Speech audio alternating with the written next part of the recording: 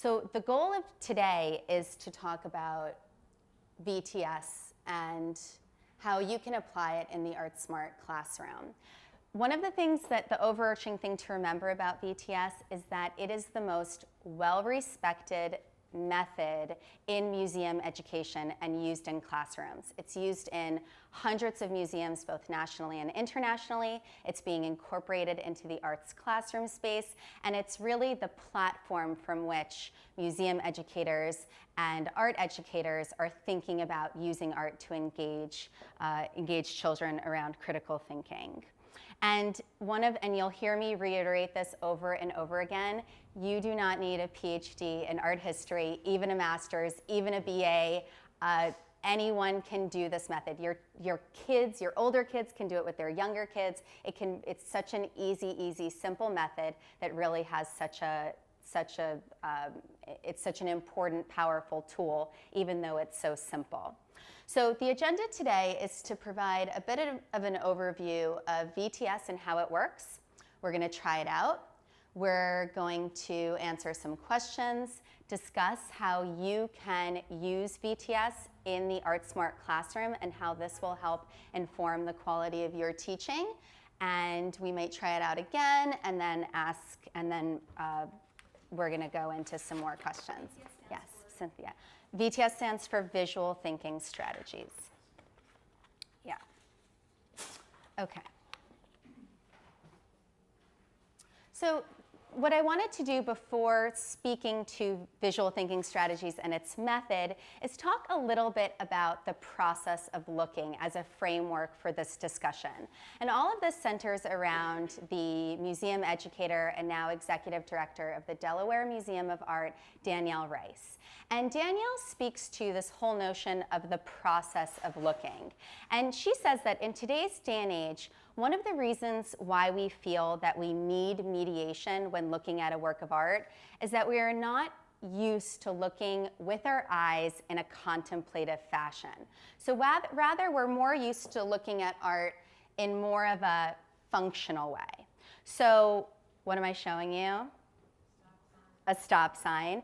And really, when you see a stop sign, you're not really thinking to yourself, wow, that's such a cool shade of red.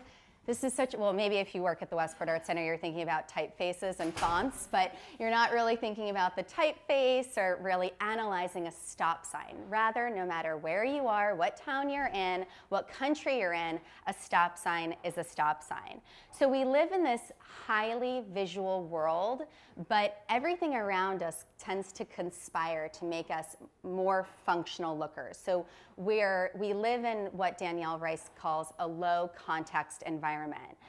Everything around us is very direct, and we're sort of conditioned to see things in a very clear-cut, very concise, very direct way. So it's no wonder that when we go into a museum environment and see something like this, we tend to ask ourselves, what makes it art? My 6-year-old son could do that. What makes it such a great work? Raise your hand if you've been to a museum and thought to yourself, I don't get it. All right, we're all in the same boat together. So it's really easy to then feel when you're in any museum, but particularly modern or contemporary art, to really want that information or want to know more about the work, and it's so easy to slip into that mode of I don't get it and feel disconnected. So just a sidebar for a second, I wanted to also introduce some data related to our education system across the country. So the National Assessment of Educational Progress continues to do research around student learning. And what they consistently find is that 70 to 75% of elementary school students are below reading and writing proficiency. And these students are also weak in reasoning and writing skills.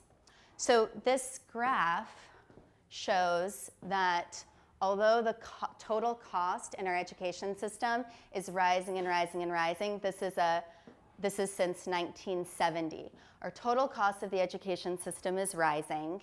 Educators and administrators are rising. One would think Maybe that's because there are more students in the classroom. This is the rate of growth of students in the classroom.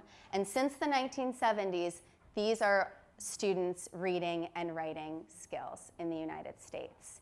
So they have been weak and not steadily on a rise, but instead trending level. Okay. I'll keep it on that so you can look at it. So with that said, what we know is that all kids, sighted kids, come to school with an incredible strength that they rarely use. They make observations and they reason with their eyes. And one of the ways that we can help foster these skills is through this discussion-based method, visual thinking strategies. VTS is one example of the research that took place in the arts that discovered that the type of impact that looking at art can really impact cognitive growth and critical thinking. And what it's done is proven that the arts can teach communication skills and the ability to problem solve and improve capacities to collaborate. And I'll reiterate that, one, you'll hear me saying this later on in the presentation, but all of these skills, as you know, is part of the standards movement of 21st century skills and now Common Core skills. And with that said, this method is so simple and yet can be a really extremely powerful tool. So I think I'm going to do the activity, even though there is a lot of us. I think I'm going to do it. We're risk takers here. So what I want you all to do before we get started on VTS, we're going to do a really quick exercise with each other. So I'm going to ask our two Sarahs to open the lights. And what you're going to do is... Okay, so can somebody tell me, that was great. We did that activity in 4 minutes and 45 seconds with such a big group, so that was awesome. So can anybody tell me, I know that was pretty quick, but anything that they noticed or observed or anything that they want to share about the exercise? Yes? A minute is a lot longer than you think. Amen. A minute is a lot longer than you think. And that, yes, absolutely. Go ahead. Yes. The person hearing the questions will actually remember the questions better than the person asking. Oh, that's interesting. Okay, so the person asking the person hearing the questions may answer them better than the person who is asking them. Remember them. Excellent. What else? Yeah. It's sort of like you feel as the asker, you feel it's very one-sided because you feel like now you want to know the person better, first of all, and you didn't get to share your own story. Oh, interesting. Okay, great. Yes. At the risk of overgeneralizing, it seemed like the people tasked with asking the questions felt a lot of pressure and almost like stress about like, what do I ask? What do I ask? Oh, okay. Nobody else felt that. Okay. So you had to think on your feet and be creative. Just observing, you know. Okay. Anything else? Yes, way back there. Questions are like themes, like groups of themes. What is your favorite this, favorite that, favorite that? How long have you been this? And sort of, and then you can switch because you realize the questions you're asking are the same kind of thing. Oh, interesting. Okay. And what about the act of listening without speaking? Was that tough for anybody? Can anyone respond to what it was like to be the listener? Yes. Well, I was the asker person, but you know, it's really hard to be one-sided. Like you just want to have a conversation, you know, and just sort of base more questions off. I don't know, you just want to interact more. That's how I felt. Right. So it's a real challenge to just spend time just listening and not going right into the question. Okay, great. Just a couple more. Yes. As the person who's answering, you end up offering more than just the question. Oh. Okay, so that the question elicited even more of a response than you were thinking. Okay, yes. I think you learn a lot about yourself when you're not expecting answers because it helps you to realize what's important about yourself. Oh, that's great. So that's actually... Focus on what's important to you. That's great. And I wonder if we could keep that idea as a thread with VTS, that with this approach, that even though you might not be able to insert your own idea or throw something out, you're still learning about yourself and you're still coming to a collaborative understanding even in that moment together. So there's something very interesting about that dynamic that will transfer over with this method. So just for the sake of time, we're going to move on. So What is visual thinking strategies? VTS is a method that was developed by Abigail Housen, who's a cognitive psychologist and a Harvard-trained educator, and Philip Yenowen, who was formerly the director of education at MoMA. As I've mentioned, it's one of the most well-respected art education methods used nationally and internationally throughout museums and classrooms. And one of the real hallmarks of VTS, and one of my most favorite aspects of this method, is that it emphasizes the student's learning process rather than the instructor's dissemination of knowledge. So we, as the facilitators, we in any ArtSmart VTS conversation with kids are the facilitators, not the experts of the work. So you really do not have to be an expert on the work itself in order to have a discussion with kids around art. And what this method does is allow both the student and the facilitator the opportunity to look at art and have a conversation about art together. Okay, folks, so I'm going to ask you to kill the lights, and as Eva mentioned, we're going to be passing around a microphone, but it won't be amped, so hopefully it won't intimidate you too much. Okay.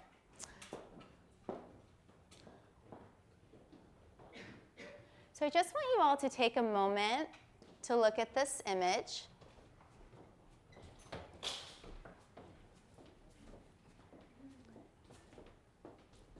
And tell me what you see going on in this picture.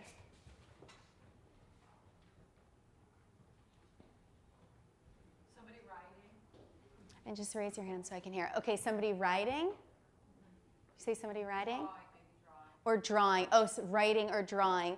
Okay, so there's somebody and they might be writing or they might be drawing. And what did you see that made you say it looks like they were writing? It looks like there's a pencil in the right hand of the seated figure. Okay, so you have the seated figure and it looks like they might be drawing or writing and there's a pencil in their hand. Great, what more can we find? Okay, Eva? It looked like an owl. It looks like an owl. And what did you see that made you say that? The face, the feathers. Okay, great. The face, the feathers, the eyes. It makes you see that this might be an owl. Okay, what more can we find? I'm going to say that this is a creature that actually, or a god that creates birds. And the reason I'm thinking that is I see that this creature is holding a prism, which when light goes through the prism, it separates the colors, it's shining it onto the bird to give the color. Then it looks like there's the string going from the violin on his heart or chest, and that string comes out and maybe that's the song that he's putting into the bird. And then it looks like there's a palette, a paint palette, and some sort of like chemistry, beaker thing that's like putting. All right. It's the creation of the bird. Okay, great. So you said that this bird might be sort of godlike, and what makes you see that is there's this sort of prism here that is in some way creating something, giving creation to something. Okay, good. What more can we find?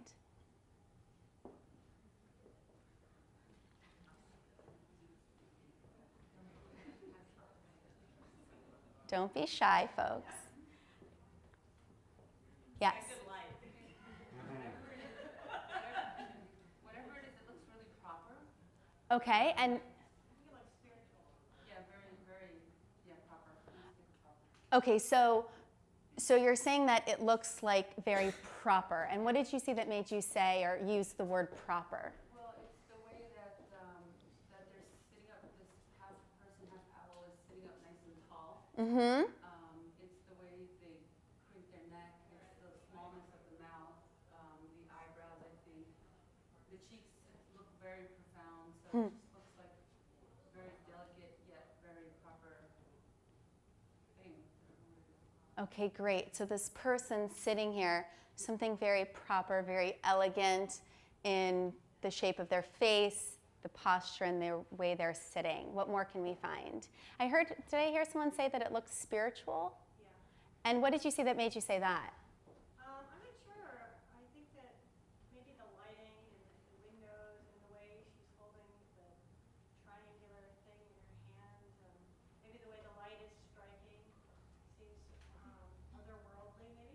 Okay, otherworldly. So with this light here, just looks like some sort of other world or spiritual world. What more can we find? Like, sorry. Go ahead. The light is being shined through the prism onto the page and bringing the drawings to life. Okay, could you say that one more time? Sarah, can you mic him? Shining through the window through the, oh sorry. As if the light is shining through the window through the prism onto the page and bringing the drawings of birds to life, animating the drawings. Like a life energy infusion, sort of. Okay, so that's great. Could you just elaborate a little bit? You're saying that it looks like something is happening that's bringing these birds to life. What do you see that makes you say that? It could be that I don't see that at all, but it seems to me that maybe the light is coming through the window, passing through that prism, that triangle, onto the page, being directed onto the page by the figure, and the figure is drawn birds, which then are brought to life by that energy through the prism.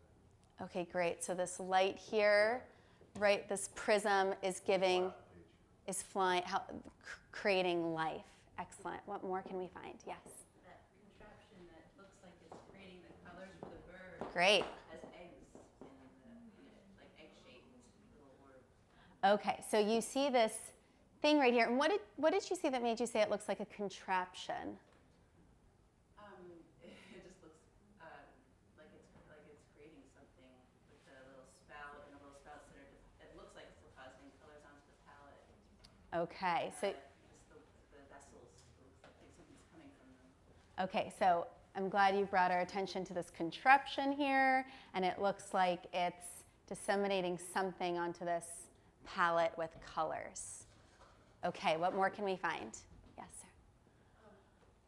Two things. First of all, I think that the figure is female or feminine. There's a very feminine aspect about the positioning of the head, etc. And as far as the spiritual aspect, because it's a bird-like figure and it's creating birds, you could say that she's creating something in her own image. So it ties in both the spiritual and the scientific part with the contraptions like Frankenstein. Oh, interesting. Okay, so you're saying that It's like science and spirituality together. okay. And can you also speak to what did you see that made you say it looks like she's female? It's both the positioning of the head. I can't see very well, but it's the positioning of the head. It's the high cheekbones, which is something that you had mentioned. It's the posture, Okay. the legs together, the long limbs. Okay. Looks feminine. Okay, great. So we have this feminine owl-like being and maybe creating a likeness of herself. Great. What more can we find? Sarah, is there someone in the back that you want to point to? I was also interested in what looked like some kind of futuristic ostrich, and thought that those looked like ostrich eggs, but it's hard for me to see the bottom of the painting from where I'm sitting. So Okay. I was focused on what I thought looked like a plug that was plugged into the ostrich eggs in the background there. Over to the left, like there's a little dial on the wall Uh-huh. higher. So that looked somewhat futuristic to me, like it was plugged in, and then I can't see very well, but it almost looks like the plug then goes into the owl figure lead. Okay, great. So maybe this isn't an owl, maybe it's an ostrich, but you're also drawing our attention to even more contraptions than we discovered before. So maybe this is some sort of electrical socket, but everything's interconnected, and this wiring goes through this egg-like contraption to this palette here, but also seems to be rigged up to this animal. Okay, what more can we find, Cynthia? It's very dark outside, and it's very dark in the corners of the room, and there's some source of light that I'm not finding that's literally being shined right on her and on the eggs, but everything else is very dark. Okay, great. So there's this strange sense of light. This light, where does this light seem to be coming from? And then it's also your attention to that it looks like outside it's dark. The light is not illuminating the room, it's literally a light being shined down right on her. Okay. Okay, what more can we find? Yeah, go ahead. I know this is gonna sound weird, but I don't think it's futuristic. I see it as being a long, long time ago, and I see that dead fish like in the lower kind of middle of the picture area. And I know birds eat fish and things like that, so there's Okay. All right. Kind of like there's a Renaissance or something, like way a long time ago. Okay, so that's really interesting. So some of us, we were on this. Creationism, something like the beginning of Earth, kind of like a long time ago. Okay, Not now. and what did you what? Violin or whatever kind of musical instrument that is, seems like it's connected to the heart and soul of that like essence, whatever that thing is, that creature. Music is very important to it. That is what its being is about. Okay. Okay, good. What more can we find? I don't think this matters, but the background in that castle sort of looks very old. That desk looks very modern to me. And what do you see that? So we've just went from technology to maybe in the olden days Renaissance to this castle-like room, but then this desk looks very modern. And what do you see that makes you say it looks modern? The lines are very 60s, very. Okay. Okay. Good. What more can we find? Yeah, Sarah. Just go to her right there on the aisle. Yeah. I just see the bird lady as being the artist and drawing, and I agree with the spiritual component. The light to me is the creator that brings life to the bird, and I see the birds in the window and above the desk as having been created and flying away towards their creator. Okay, so this speaks a lot to creation, and also now we see even another bird maybe flying out the window. Okay. Anyone dying to say any last thing before we move on? Danielle? Just the egg and the bird-like creature being there together in that way, and everything else. I'm thinking it's maybe an answer to the chicken and egg question. That was bad that I did that, by the way. Supposed to be neutral. So you're saying that it might be some sort of story related to what came first, the chicken or the egg. Okay, and you're seeing that because they're together in this relationship between them. Okay, great, you guys. All right, let's bring the lights back up. Actually, yeah, just some of the lights because we'll still maybe just kill the lights in the back, and we're still going to take questions. It's just halfway. Okay.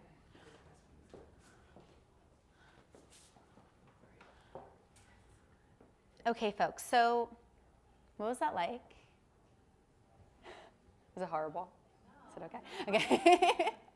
Anything that you wanted to reflect on before we go to the next slide? Yes, in the back. I'd like to understand the difference between the auditory processing little workshop we did. I'd like to understand the difference between the auditory processing that you had us do and this visual processing. Oh, great. Okay. I want to understand why you had us do an auditory processing. Yep. It's an active listening and processing with a different part of your brain versus visual processing. Absolutely. So the question relates to why did we just I had us do an auditory exercise where this was a listening exercise. And in the next slide, we're going to segue to that exact question. The first part was an auditory processing where we stood and Uh-huh. and this is a visual Oh. processing. So why the difference and what were you trying to instruct to us or facilitate us to understand? Okay, I promise I'll answer that question on the next slide. And if I don't, you can tell me. 5 minutes I have to do a pickup at 5. I promise I'll answer it in a minute. My next slide, I promise. Go ahead. Promise that's not a diversion, not to explain it. It's important where we sit, actually, where we are in the room. And Yes. how close and how far away we are, because some folks, like, is there really a dead fish over there? Like, and what Nicole over there got a chance to see, that just when she mentioned something, the whole thing came into light. And I saw it from a whole different perspective when she very astutely pointed out so many things that from back here I was like, oh, that's a prison. Oh, I get it. And from back here, so it really depends on where I'm at. Okay, that's interesting. So it really does. And when we're working in a classroom, there'll be less students than this group. But it does make us think educators in an ArtSmart classroom, if you are looking at a work of art, to make sure that everyone can see the image in the same way. So maybe it would have been helpful to have an image, images printed out so you could see it in addition to the slide. Okay, one last idea because I want to get to that next slide. Karen. I was going to also say that it was a little exciting to hear the lady in the front with all the comments that she had and how she saw it, but I was also a little disappointed that I didn't see those things. Oh. Not personally, but I mean just that I didn't get to study it more and have them come up slowly, like a good book. You know, you don't want it to end, but it's chapters. So Right. I appreciated it, but yet it was also bittersweet. Right, but the discovery happened together. Okay, to move forward. So this is what visual thinking strategies is. It's 3 questions. And the questions are, and if you take away anything from this workshop, my hope is that you take away these 3 questions and work towards incorporating them into your lessons. So the first question is, what do you see going on in this picture? So you'll show a group of kids or adults like I did with you an image. It can also be a sculpture. And just ask them, what do you see going on in this picture? I think if we remember, for about 30 seconds, it was pretty quiet. And then after 3 minutes in, I had to pull down everyone's hands. So it's pretty unbelievable how much comes out. But don't worry about that silence. Then when somebody asks that question, we go into, okay, what do you see that makes you say that? And then what else do you see? What more can we find? And that conversation continues. So I'm just going to step back to look at the image and talk more about the process. So the first thing I asked is, what do you see? And then that's where that auditory listening comes into play. And that's where, even though you're the listeners and I'm the facilitator today, when you're in the ArtSmart classroom, you will be the facilitator. And that's one of the most important parts of that activity, and something that I really want you to think about. That when you're facilitating an ArtSmart classroom experience, you are the facilitator, and as the students are speaking, it's so important to remember that it's their ideas that you're pulling out. And that's what that active listening was about, to just listen, to absorb.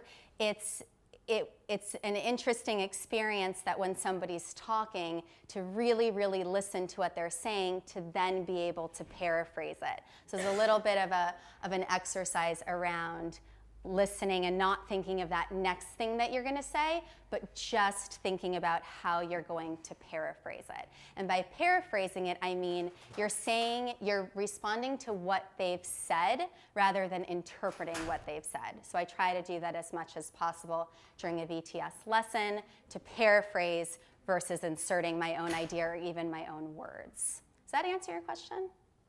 Is that good? So? Okay. And then what else? Another thing that I did is, why do you think when somebody asked a question, I pointed? What do you think the purpose is of the pointing? Yep, it's to get your attention, make sure we're all on the same page. We're all seeing things differently, and our eyes are being drawn. So in the facilitation of discussion, someone talks about the bird. By drawing attention to the bird, it just keeps our eye focused. And it's also a way that if somebody doesn't see it or doesn't know where it is, that I can point to it so that we can all be on that same page. And then also this idea of using conditional language. So this is a bird, this is a woman, this is an ostrich, but not necessarily as the facilitator saying, okay, we know this is a bird, what's next? We know this is during the Renaissance era, what's next? But as the facilitator, we use conditional language. It may be a bird, it may be an ostrich, it may be at nighttime, this may be a spiritual moment. And through all of that, it allows the opportunity for us to delve into the work together without giving any right or wrong. So that's a big component of the facilitation. And then what more can we find? So always this idea of, what more do you guys have to share? And through that, we came up with all of this wonderful ideas and wonderful viewpoints, and are coming to an understanding about the work together. Okay. So what we found both at the Westport Art Center and in the research that museum educators and art educators have done on this method is that when students come to a gallery or a museum space and they've used this VTS method, or if they're using it in the classroom space, they start to understand, and we find that they don't come to see an art gallery space or a museum space or look at a work of art as an intimidating place, but rather they are able to express ideas through reasoning, they are able to learn and to speculate, they are able to consider multiple perspectives, to realize there might not be one answer, but multiple answers, and consider that there might be other people's opinions and ideas that they might not have thought of, or that they can build upon and share. And keep in mind that this is all part of, within the standards movement, this is all very much part of what Common Core is doing right now and thinking about. So one of the things that the Isabella Stewart Gardner, the MFA in Boston, Harvard Project Zero, they're all doing data-based research, quantitative and qualitative research around this VTS method and how it's evidence-based in terms of supporting how this method aids in critical thinking. And the study that the Isabella Stewart Gardner did revealed that through this process, and this was a multi-week long VTS program with the Isabella Stewart Gardner over a 3-year period, that students' standardized testing scores increased in math, their writing increased, and their ability to cooperate, respect each other, and understand multiple viewpoints. Oh, this was the slide with that. All right. So I could go right into the questions, but does anybody have any questions? One of the things that people ask all the time when doing VTS is, what about wrong answers? What if you were facilitating a VTS experience in ArtSmart and you showed this image, you're so excited, you've prepped, you know exactly what to do, you're gonna ask these 3 questions, and you ask, what do you see going on in this picture? And someone raises their hand and says, my granny's bird died, or my little brother threw up last night. Or, I mean, we've heard a range of things at the Art Center. So what do you do when someone gets the conversation off track or seems completely unrelated to the image? So the answer to that is always go back to that image and always go back to this idea of, what do you see that makes you say that? And by going back to the image itself, they can reason through it, then it'll help redirect and refocus the group and bring it back to the image. Another strategy is, that's very interesting, what do you see that makes you say that? And does anybody else have a different idea or a different opinion? And then also the class collectively can come to a mutual understanding of, maybe it's not during the Renaissance, maybe it's during the modern era, and come to a conclusion collectively. Other questions? What about, yes, go ahead. I just have a question about, love the visual thinking strategies and understand everything behind it. Is Sure. there a time and place after that whole activity to say, here's the time period of the art, to give maybe those older grades, not saying right or wrong to what the thoughts were, but to tell them when it's from and maybe what the author had in mind? Absolutely. So that's a great segue to what about context. And this is a question that it's so relevant, and it's something that we as educators ask ourselves all the time, and it's an excellent question. What about context? So VTS is a curriculum that's used for grades K through 5. We will tend to showcase an image, or if they're looking at an artwork in the gallery, we'll ask them these discussion-based questions. And then if they're kindergarten, 1st, 2nd grade, they couldn't care less what time of year it was made or who the artist was. But if it's the inspiration for a project that we do in the art studio space, then we will talk to them about who that artist was and what inspired them, because that leads to that next part of the art making activity. And then once we find that one, and with this method, that once you get 4th, 5th, 6th, and up, then there can be what we call scaffolding of information. So we might say, we might introduce the artist's name, or a lot of times if students want to go straight to the label or ask, if a student asks, who is this artist? And you're in a museum setting, we'll say, well, how can we learn more about who the artist was? That's a question. Let's look at a label. All right, can someone read the label? And then they're coming to that conclusion together. So we will build some information, and then as the students are older, we might do more.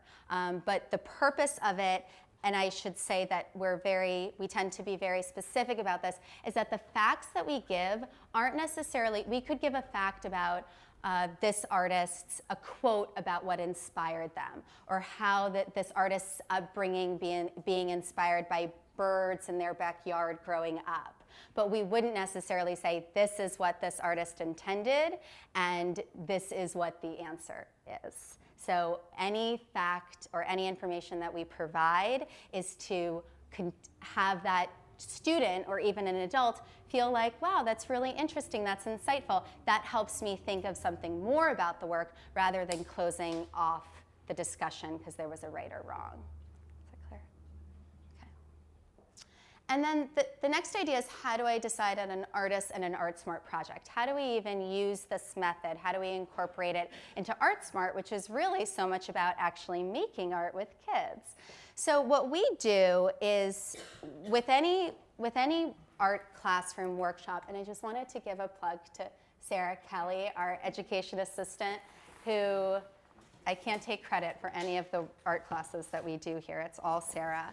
But within our method, and there's some examples at the back table of some of the projects that we do, we will give students a range of images inspired by that artist on a table. So if the tables are in pods, we might have 4 works, so every child could essentially have a work of art that they can see. And then we'll ask the child, we might introduce the name of the artist, or we might just have them get closely looking at the work and ask them, what do they see going on? They'll respond what they see or notice. That'll be that VTS discussion. And then we'll say to them, all right, now we're gonna do, we might introduce that artist and explain their process, the materials that they use, what inspires them. And then we'll say, now we're gonna do a project inspired by this artist. We are very specific in our educational philosophy at the Art Center not to use templates. So this would be the type of project that we would avoid if we were going to do Magritte. Looking at his work here, we might not necessarily have all the students do the same work where they're all doing an eye, but the eye has different images in here. So we really try to move away from everyone doing the same project with a little bit of a twist. Instead, we use that artist as a platform for inspiration, and we use their materials as a platform for inspiration. So this is just an example with our upcoming Chuck Close exhibition. Yeah.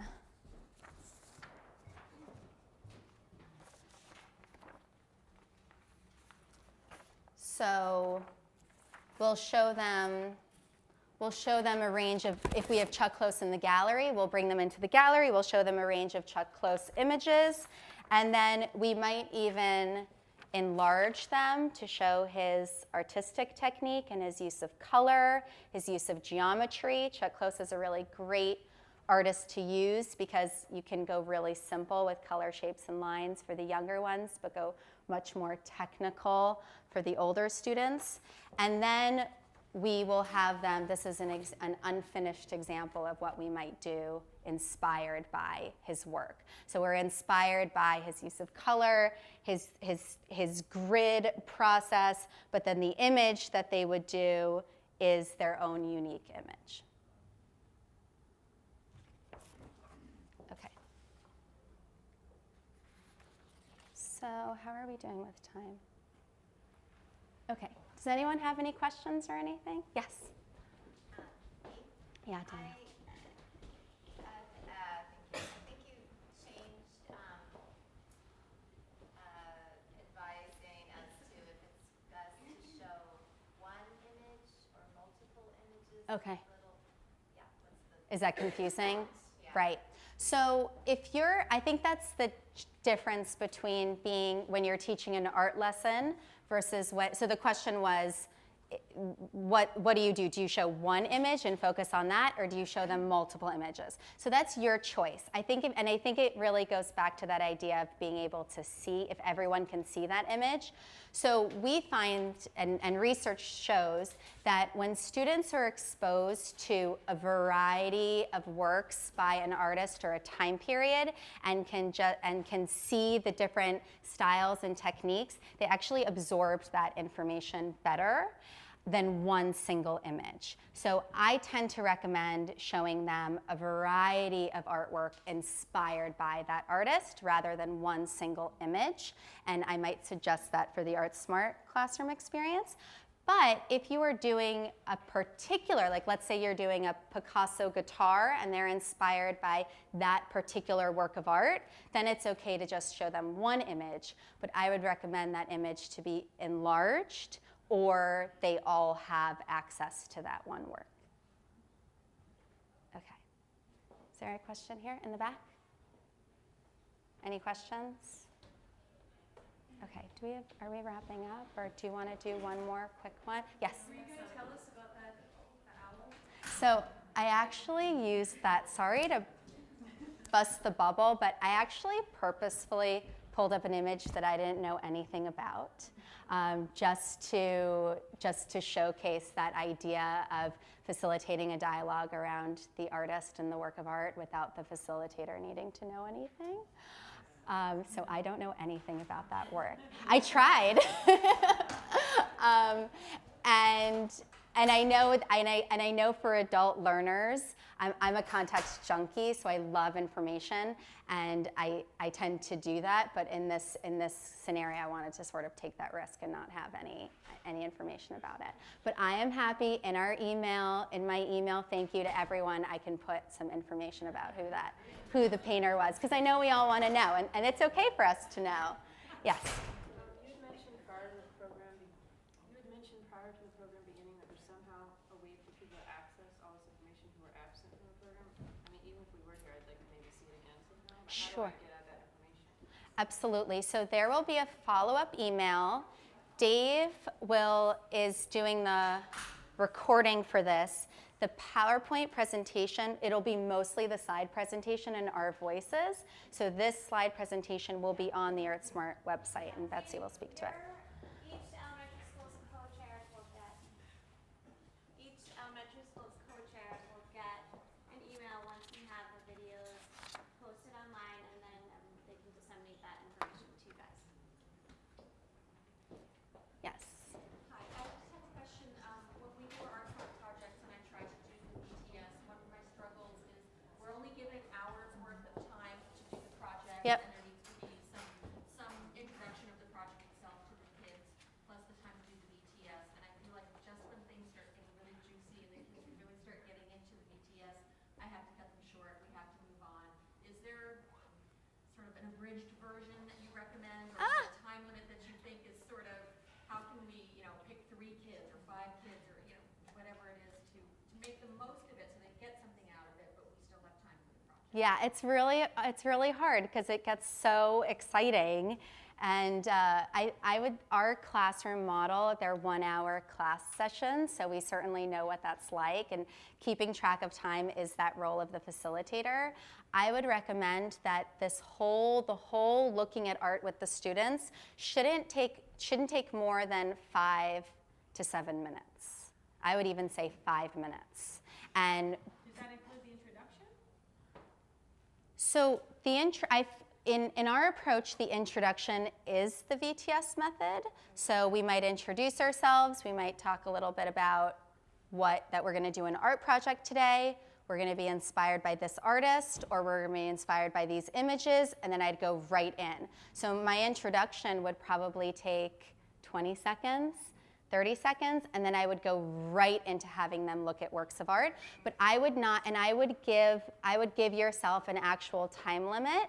And the beauty is that there are multiple ArtSmart parents in a classroom, so you could have someone be a timekeeper, and I would not go more than 5 to 7 minutes. 7 minutes would be way over. And I agree that the real, the important part is the art making, but that close looking will help inform the quality of the art project. But it doesn't have to take a long time. And it's okay to say, okay, everyone, we're gonna put our hands down and we're gonna get started. It's like kind of painful to do that because everyone's so excited, but then you know that you've picked a really great image and a really great artist to be inspired by. We're just gonna take one more. Danielle. I was just gonna say that we are supposed to send home the one-sheet little description of the project to the parents too, and so some of that contextual stuff.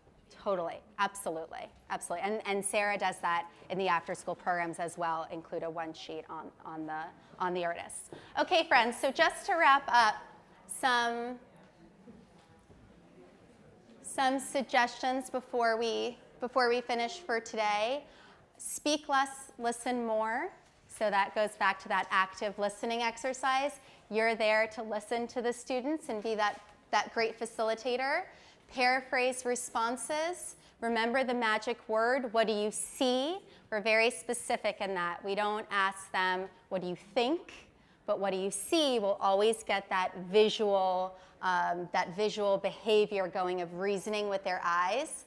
Put complex terms into ordinary words. So if someone uses a word like proper and you're in a first grade class and someone might not know the word proper, or contraption was a really good word if that's a kindergarten class. So any words that you think the whole class needs to know. If the Renaissance is mentioned, okay, can someone tell me about the Renaissance, or what do we know about the Renaissance, and then go in so everyone's on the same page. And then keep the discussion going. What more can we find will always elicit more responses, and the more we take time to do that and stand before work, the more we will all find together. Try to avoid right and wrong. Don't be too concerned if a student's comment is historically inaccurate or totally unrelated to what you thought or what you might think is right or wrong about the image, and just ask them, does the class agree or disagree, and put it back on the class, and they will refocus and redirect the class. And then my hope for this workshop today is that you come to an understanding that VTS, because of the beauty of this discussion-based method, that we all come from the standpoint that we are all learning and discovering more about art together. So both as the facilitator, ArtSmart reps, and working with the students, we're all coming from the same place. It's very much a collaborative project. Yes, one question in that.